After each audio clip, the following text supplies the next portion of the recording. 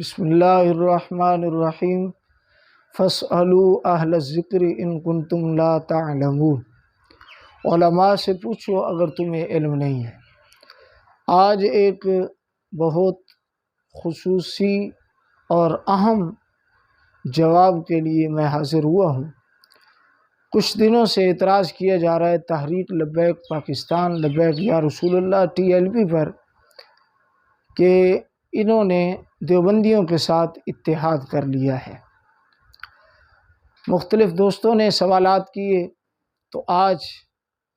میں اتحاد پر وضاحت کرنا چاہتا ہوں کہ اتحاد کہا کس کو جاتا ہے اور اتحاد کس صورت میں ہوگا، اور پھر کسی نقطہ نظر سے، شرعی نقطہ نظر سے، اچھی نیت سے اگر بندہ کسی جماعت میں چلا جائے یا چند لوگوں کی سپورٹ اور مدد حاصل کی جائے تو اس پر شرعی حکم کیا ہے۔ اتحاد کا معنی ہے کون الشیئین شیئا واحدا، دو چیزوں کا ایک ہو جانا، یعنی جنس اور نوعیت یا کسی بھی حوالے سے دو چیزیں ہوں مختلف، وہ اپنے اپنے عوارضات کو چھوڑ کر جب ایک ہو جائیں تو اس کو کہا جاتا ہے اتحاد۔ تو جب ہم کہیں گے کہ تحریک لبیک یا رسول اللہ پاکستان TLP نے دیوبندیوں کے ساتھ اتحاد کر لیا، اس کا مطلب یہ ہے کہ دیوبندیوں نے اپنے نظریات اور سعد رضوی نے اپنے نظریات چھوڑ کر اکٹھے ہو گئے، اور انہوں نے کہا بھی کوئی نظریہ نہیں، بس ہم اکٹھے چلتے ہیں، کسی نے کسی مسلک کو سپورٹ نہیں کرنا۔ جب یہ باتیں قولی طور پر زبان کے ساتھ کہہ کر سعد رضوی اور دیوبندی اکٹھے ہو جائیں تو پھر ہم کہیں گے یہ اتحاد ہو چکا ہے، یعنی نہ اس نے اپنے مسلک کو رکھا نہ اس نے اپنے مسلک کو رکھا، دونوں لا مسلک ہو گئے، پھر جا کر اتحاد ہوگا۔ تو اس اتحاد کے لیے ضروری ہے، کیونکہ جب ہم اتحاد کا دعویٰ کریں گے تو اس سے یہ لازم آ رہا ہے کہ سعد رضوی نے اپنے نظریات چھوڑے ہیں عقائد، اور دیوبندیوں نے اپنے چھوڑے ہیں، تو پھر ہمیں ثابت کرنے پڑے گا کہ کہاں پر سعد رضوی نے بیان دیا ہے کہ میں اپنے نظریات یعنی بریلوی مسلک اور سنیت کو چھوڑ رہا ہوں، یہ ثابت کرنا پڑے گا۔ اور پھر دیوبندیوں کی طرف سے ثابت کرنا پڑے گا وہ کہہ رہا ہو کہ میں نے اپنے نظریات کو چھوڑ دیا۔ کہیں بھی حافظ سعد حسین رضوی دامت برکاتہ القدسیہ نے یہ نہیں فرمایا کہ میں بریلوی مسلک سے نہیں ہوں، میرا مسلک نہیں ہے، میں اس کو چھوڑتا ہوں، کوئی مسلک کوئی چیز نہیں ہے، یہ کہیں بھی کوئی ثابت نہیں کر سکتا۔ تو پھر اتحاد کیسے ہو گیا؟ جو بات بار بار کہہ رہے ہیں جی اتحاد ہو گیا، بھائی اتحاد کی تعریف تو سچی کرو، اتحاد تو ثابت کرو، یعنی دو چیزوں کا مل جانا، حتی یسیرا شیئا واحدا، یہاں تک کہ وہ دونوں چیزیں ایک ہو جائیں۔ جب دیوبندی اور مسلک ہے اور نہ عملی طور پر ہمارا ان کے ساتھ اتحاد ہے، نہ سعد رضوی کا عقیدے کے لحاظ سے، اگر ہے تو ثابت کرو۔ وہ اپنے اعمال پہ ہیں، سعد رضوی اپنے معمولات اہل سنت بریلویہ پر ہے، عقائد و نظریات اہل سنت بریلویہ پر ہے۔ اگر آپ کہیں نہیں ہے تو یاد رکھنا عمل سے عقیدے کی نفی نہیں ہوتی، عمل چاہے جیسا بھی ہو۔ مثلا ایک بندہ ساری زندگی ختم نہیں دیتا، ساری زندگی میلاد نہیں پڑھتا، ہم صرف اس عمل کی وجہ سے اسے کبھی بھی بد مذہب نہیں کہہ سکتے، وہابی نہیں کہہ سکتے، دیوبندی نہیں کہہ سکتے، جب تک کہ وہ اپنے عقائد اور نظریات کو بیان نہ کرے اس وقت تک اس پر کوئی یہ حکم نہیں لگا سکتا کہ یہ کس مذہب سے تعلق رکھتا ہے۔ تو لہٰذا اتحاد کی بات تو سرے سے ہی باطل ہو گئی۔ رہ گیا جی دیوبندیوں کا آنا، ان کے ساتھ ملاقات کرنا، ان سے ملنا، تو علماء کو ملنے کی اجازت ہے، علماء ان کے ساتھ مل بھی سکتے ہیں، علماء ان کے ساتھ بیٹھ بھی سکتے ہیں۔ وہ جو منع کیا گیا کہ کوئی بد مذہب سے ملے نہیں، بیٹھے نہیں، وہ عوام کے لیے ہے، کیونکہ عوام ان کے خطرات کو نہیں جانتی، عوام ان کی مفسدات کو نہیں جانتے، عوام ان کی پلیتیوں کو نہیں جانتی، عوام ان کے نظریات کا رد کرنا نہیں جانتی، اور علماء تو ہر چیز سے باخبر ہے۔ اب اس کی دلیل پیش کرنے لگا ہوں۔ جو فتاوی رضویہ اٹھا کے ایک فتویٰ پڑھ کے جی بس سعد رضوی کے ساتھ فلانے، حالانکہ سعد بھائی نہیں گئے، وہ آئے سعد بھائی کے پاس، وہ آئے سعد حسین رضوی کے پاس کہ ہم آپ کے ساتھ چلنا چاہتے ہیں، تو اس کو اتحاد نہیں کہتے۔ اتحاد اس وقت ہوگا جب سعد رضوی سے بھی پہل ہو اور دونوں اکٹھے ہو جائیں۔ ہاں اگر کوئی آ کے کہتا ہے، مجھے کوئی آ کے کہتا ہے، کوئی عیسائی کہہ دیتا ہے جی میں آپ کے ساتھ چلنا چاہتا ہوں، آپ بڑے سچے آدمی ہیں، تو اس سے کیا اتحاد ہو جائے گا؟ کیا اس سے میں اس کے عقائد اور نظریات کو صحیح سمجھنے لگا ہوں؟ نہ نہ نہ نہ۔ تو جب کوئی آیا، یہ جی سلام کیوں کیا، جلسے میں کیوں چلے گئے، وہاں دیوبندی بیٹھے تھے، تو جو فتاوی رضویہ اٹھا کے دکھاتے ہیں، یاد رکھنا فتویٰ صرف ایک پڑھنے سے کوئی مفتی نہیں بن جاتا۔ فتوے کے اندر حالت اضطرار، حالت اختیار، احوال و شخصیات اور عرف کو دیکھنا پڑتا ہے۔ تو اب اسی خانوادہ اعلیٰ حضرت سے، فکر اعلیٰ حضرت سے میں ثابت کرنے لگا ہوں کہ شرعی نقطہ نظر سے اور شرعی مصلحت یا اچھی نیت سے اگر آپ کسی ایسی جماعت میں چلے گئے جہاں ہر مسلک کا بندہ موجود تھا، وہابی، دیوبندی، شیعہ تمام موجود ہیں، لیکن آپ اہل سنت رضوی کہلانے والے اگر چلے گئے اس جماعت میں تو ان پر کوئی شرعی فتویٰ نہیں ہے۔ آئیں چلتے ہیں حضور سیدی اعلیٰ حضرت الشاہ امام احمد رضا خان بریلوی رضی اللہ تعالیٰ عنہ کے صاحبزادے حجت الاسلام مولانا حامد رضا خان علیہ رحمت الرحمن کی بارگاہ میں ان کا فتاویٰ ہے، فتاویٰ حامدیہ۔ اس کے اندر سوال ہے تقریباً 431 صفحے سے لے کر 35-36 تک اس کا جواب ہے۔ آپ سے سوال ہوا مسلم لیگ کے متعلق کہ آپ کے بارے میں ایک تو مشہور ہے کہ آپ بد مذہبوں کے ساتھ میل جول رکھتے ہیں، اور جو مسلم لیگ میں سنی حضرات چلے گئے رضوی کہلانے والے، اس وقت کی مسلم لیگ جس میں دیوبندی بھی تھے، شیعہ بھی تھے، وہابی بھی تھے، لبرل بھی تھے، نیچری، کانگریسی، سارے لوگ موجود تھے اس وقت مسلم لیگ میں، تو ان رضویوں کے بارے میں کیا حکم ہے؟ تو آئیے سنیے، پتہ چلے فتویٰ کس کو کہتے ہیں جو بات بات پہ رضویوں کو نکال دیتے ہیں۔ جی یہ دیوبندی کے ساتھ سلام کیا لہذا یہ کافر ہو گیا،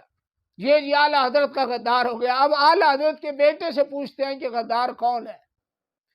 آپ فرماتے ہیں کہ آپ نے پھر جواب دیا کہ میں نے کبھی بھی اتحاد نہیں کیا اور نہ ہی میل جول رکھا ہے، لیکن ہاں آپ فرماتے ہیں اتنا ضرور ہے کہ جو سنی رضوی اس مسلم لیگ میں کسی غرض شرعی، توجہ رکھے، کسی غرض شرعی یا محض ناواقفی، اس علمی نہیں تھا کہ ان کے عقائد کیا ہیں، میں شریک ہو گئے، میں ان کے متعلق کوئی سخت حکم نہیں لگاتا۔ فرمایا اگر کسی شرعی مقصد سے وہ مسلم لیگ میں چلے گئے، وہ مسلم لیگ جس کا کوئی مذہب نہیں، جس میں ہر مذہب کا بندہ موجود ہے، یعنی بے دین جماعت ہے، اس میں کسی شرعی مقصد کے لیے، ہمارا تو مقصد تو دین کو قائم کرنا ہے، اگر ہم کسی شرعی مقصد اور مصلحت کے لیے، دنیاوی فائدہ اٹھانے کے لیے یا دینی فائدہ اٹھانے کے لیے ظاہری طور پر کسی کا ساتھ دیتے ہیں تو اس میں کوئی حرج نہیں ہے۔ فرماتے ہیں اس سے مجھے لیگ کی حمایت مقصود نہیں، فرمایا یہ نہیں کہ میں مسلم لیگ کی حمایت کر رہا ہوں، نہیں۔ اب توجہ رکھنا، جو بات بات پہ کہہ دیتے ہیں جی بس ملاقات کرنے سے وہ غدار اہل سنت ہو گیا، سنیں آپ فرماتے ہیں بلکہ سنی رضوی بھائیوں کو تکفیر و تدلیل و تفضیل سے بچانا ہے۔ فرمایا میں سنی رضویوں کو گمراہی کے فتووں سے، کفر کے فتووں سے اور فسق کے فتووں سے بچانا چاہ رہا ہوں، اس لیے میں کہہ رہا ہوں کہ ان پر فتویٰ نہیں ہوگا، کیونکہ وہ عقیدتاً سنی ہے۔ اگر عملی طور پر وہ کسی ایسی جماعت میں چلے گئے ہیں تو ان کا کوئی نہ کوئی شرعی مقصد ہوگا۔ تو پھر جو لوگ کہتے ہیں جی بس چلے جانے سے، یہ عمل کرنے سے بندہ سنی نہیں رہتا، تو پھر وہ اس پر فتویٰ لگائے مولانا حامد رضا خان صاحب پر، جہاں سے بعد مذہبوں کی نفرت چلی ہے وہ امام کہہ رہے آگے چلیں۔ فرمایا پھر دلیل دے رہے ہیں اعلیٰ حضرت سے کہ مجھے مولوی عبدالباری صاحب کی دعوت پر اس جلسے میں اعلیٰ حضرت نے بھیجا تھا جس کے دعوت نامے میں مولانا عبدالباری علماء فرنگی محل کے ساتھ مجتہدین روافظ کے نام تھے، مجتہدین روافظ کے نام تھے۔ یہ مجتہدین روافظ وہ ہیں کہ جن کے کفر میں رتی بھر بھی شک نہیں ہے، جو ان کے ائمہ رافضیوں کے شیعوں کے فرماتے ہیں، اور یہ وہ وقت ہے، یعنی یہ اس وقت مجھے بھیجا تھا جب مانٹیگو وزیر، یہ انگریز تھا، ہندوستان آیا تھا، ہمیں اس جلسے میں جانا پڑا تھا جس میں روافظ وہابیہ وغیرہ بھی شریک تھے، وہابی بھی شریک تھے، اس جلسے میں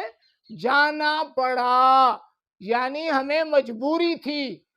خوشی سے نہیں گئے، مجبوری تھی کہ ہمیں کچھ، کیونکہ اس وقت حکومت انگریزوں کی وہ سپورٹ کرتے تھے بعض مذہبوں کو، تو دنیاوی مصلحت اور کامیابی اور حقوق کے تحفظ کے لیے ہمیں جانا پڑا۔ فرماتے ہیں جس میں روافظ وہابی بھی شریک تھے، کیا اب سوال کر رہے ہیں حضور حجت الاسلام کہ کیا تحفظ حقوق کے لیے اعلیٰ حضرت کا ہمیں اجازت شرکت دینا عیاذاً بالمولا گمراہی و فسق کہا جا سکتا ہے کہ اعلیٰ حضرت نے صرف حقوق کے تحفظ کے لیے، آپ خود مولانا حجت الاسلام فرما رہے ہیں کہ مجھے مولانا امجد علی اعظمی اور عبدالباری فرنگ محلی بڑے بڑے مشائخ کو بھیجا، کیا اعلیٰ حضرت فاسق ہو گئے، گمراہ ہو گئے کہ انہوں نے بعض مذہبوں کے جلسے میں وہ سٹیج جہاں پر شیعہ بھی موجود تھے، جہاں پر روافظ موجود تھے، جہاں پر ایک انگریز موجود تھا، جہاں پر سکھ موجود تھے، اس جلسے میں جا کر نمائندگی کی کہ ہم بھی سنی ہیں، ہمارے بھی تحفظ اور حقوق ہے؟ تو کیا اگر سعد رضوی نے کسی جلسے میں دیوبندیوں کے ساتھ بیٹھ کے آواز اٹھائی کہ ہمارے بھی حقوق ہیں تو وہ مجرم ہو گیا؟ پہلے رضویت کو سمجھو، پہلے فتوے کو سمجھو، پھر آپ فتاوی رضویہ اٹھاؤ۔ تو آپ فرماتے ہیں اور تمام شریک ہونے والے کسی بھی گمراہی و فسق کے مرتکب ہوئے تھے، کیا ہم جو شریک ہوئے اس جلسے میں کیا ہم گمراہی کے مرتکب ہوئے؟ فرمایا ہاشا نہیں۔ پھر آگے آپ نے فرمایا الامور بمقاصدہا، حدیث پاک ذکر کی اور ایک فقہ کا قاعدہ ذکر کیا کہ تمام معاملات کا حکم اس کے مقصد پر ہوتا ہے، اگر مقصد اچھا ہو تو اس سٹیج پر جانا بھی اچھا ہے جہاں ہر طرح کا لبرل اور ہر طرح کا بے ایمان موجود ہے، کیونکہ ہمیں اس کی حمایت نہیں، ہم نے اس کے نظریے کو اچھا نہیں کہا، بلکہ ہم نے اپنی آواز اٹھائی، کیونکہ اور آگے آپ نے یہ بھی فرمایا کہ جب مسلم لیگ میں کوئی رضوی جائے گا اس کا یہ مطلب نہیں کہ وہ شریک ہو گیا، اس کا یہ مطلب ہے کہ وہ اپنی آواز اٹھا رہا ہے، اور یہی مسلم لیگ مجبور ہو جائے گی کہ مذہبی باتوں میں وہ اس رضوی کی حمایت کرے۔ یہ بھی فتاوی احمدیہ میں موجود ہے۔ تو مسلمانوں دیوبندیوں کے ساتھ کوئی اتحاد باقی رہ گیا، جلسے میں جانا تو علماء کو اجازت ہے، اعلیٰ حضرت نے خود بھیجا۔ آگے چلے، یہ ساری بات کرتے کرتے آخر میں یہ ان لوگوں کے لیے بھی نصیحت ہے جو بات بات پہ رضویوں کو اور اہل سنت کو غدار قرار دے دیتے ہیں، بڑا انہیں جوش چڑھا ہوتا ہے جی یہ بس غدار ہو گئے۔ آپ فرماتے ہیں میں اہل سنت میں تفریق اور رضویوں پر یعنی جو رضوی ہے اور کسی مقصد کے لیے ایسی جماعت میں چلے گئے جہاں بعض مذہب موجود تھے لیکن عقیدہ تو رضویوں والا ہے، اگرچہ عمل انہوں نے عملی طور پہ قدم رکھا ہے، تو فرمایا میں رضویوں پر تدلیل و تفسیق، گمراہی اور فاسق قرار دینا ہرگز پسند نہیں کروں گا۔ اور فرماتے ہیں میرے نزدیک جو اعلیٰ حضرت کے سچے حلقہ بگوش ہیں، اگر وہ کسی غرض شرعی سے شریک ہو گئے، یعنی پہلی بات تم بدگمانی نہیں کر سکتے کہ ان کا مقصد دنیا ہے جب تک کہ وہ وضاحت نہ کرے۔ ہاں وضاحت کر دے کہ جی میں اچھا سمجھتا ہوں دیوبندیوں کو، میں ان کے ساتھ ہوں، تو پھر تو فتویٰ ہوگا، لیکن اگر شرعی نقطہ نظر کے لیے، اقامت دین کے لیے، تحفظ ناموس رسالت کے لیے اور اپنے حقوق کی آواز کے لیے وہ گیا اور اس نے اپنی آواز اٹھائی، کسی کی حمایت نہیں کی، تو اس میں کوئی حرج نہیں۔ آپ فرماتے ہیں اور وہ کسی غرض شرعی سے شریک ہو گئے تو ان پر میری فقہی نظر میں کوئی شرعی الزام نہیں ہے۔ تو اس فتوے کی روشنی میں وہ ہمارے جذباتی لوگ جو ملاقات پر اتحاد کے فتوے لگا کر کہہ رہے ہیں جی اتحاد ہو گیا دیوبندیوں کے ساتھ، یہ سٹیج پر کیوں چلے گئے، انہوں نے تقریر کیوں کر دی، انہوں نے سلام کیوں کیا، اب بتائیں وہابیہ تو وہابیہ کے کفر میں تو اختلاف ہے علماء کا، شیعوں کے کفر میں تو اختلاف ہی نہیں ہے، مجتہد شیعہ اور ہندو سکھ بیٹھا ہوا ہے گورنر، اور ہمیں جانا پڑا، کیوں؟ ہمارے پاس طاقت نہیں ہے، حکومت نہیں ہے۔ ایک ہوتی ہے حالت اختیار، ایک ہوتی ہے حالت اضطرار۔ جب ہمارے پاس حکومت ہوتی، پاور ہوتی، پھر اگر ہم جاتے کسی کے پاس تو پھر تو مجرم تھے، لیکن جب پاور نہیں ہے تو حالت اضطرار ہے۔ اب ہم اگر کسی کے پاس گئے ہیں تو شرعی نقطہ نظر سے جائیں گے اور دینی مقصد کے لیے جائیں گے اور اپنے مقصد کی کامیابی کے لیے جائیں گے، اور اپنے مقصد کی کامیابی کے لیے جانا اور اپنے حقوق کی آواز اٹھانا، ناموس رسالت کی آواز اٹھانا، چاہے کوئی بھی سٹیج ہو، جائز ہے، حرام نہیں ہے۔ اللہ تعالی ہم کو فتویٰ سمجھنے کی توفیق نصیب فرمائے، اور فتوے لگانے سے پہلے ہم علماء کو صحیح معنی میں اس پر توجہ کرنے کی توفیق نصیب فرمائے، اور تحریک لبیک پاکستان کو دن دگنی رات چگنی ترقی نصیب فرمائے۔ لبیک لبیک لبیک یا رسول اللہ۔